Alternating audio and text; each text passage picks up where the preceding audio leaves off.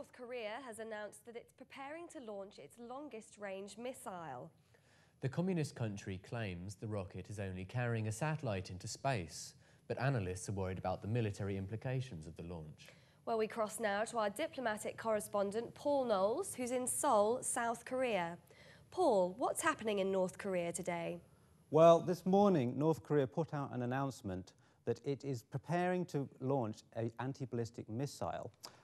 It's the Taepodong-2 missile, which, if successful, will have a range of about 4,200 miles, which means it will be within reach of Alaska. So it would pose a direct threat to American territory.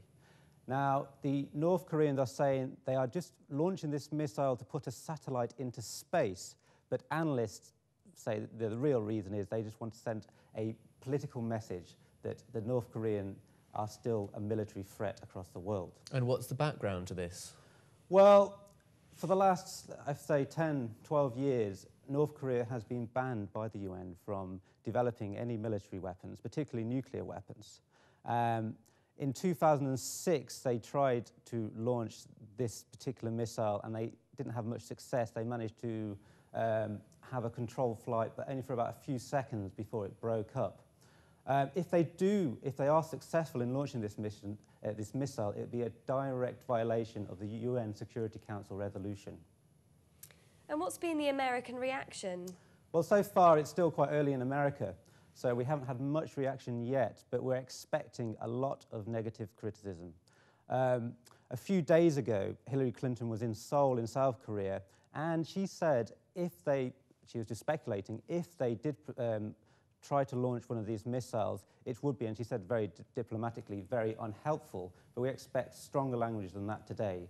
Incidentally, the Japanese Prime Minister is visiting Barack Obama in Washington today, and it's of no coincidence that the North Koreans made this announcement today at a time when there's a lot of tension between North and South Korea and tension between Japan and North Korea. Is it possible that this is the start of a new Cold War? I don't think so. Really, North Korea don't really want a confrontation, particularly not with South Korea. I mean, North Korea's army is massive, but it's very old and it's very run down. The South Korean army would run over it completely, and also with America as its ally.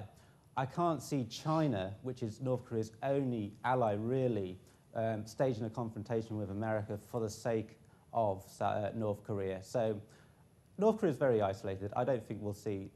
This is really just a political gesture to tell the world that they are still capable of posing a military threat. Paul Knowles, thank you very much. Thank you.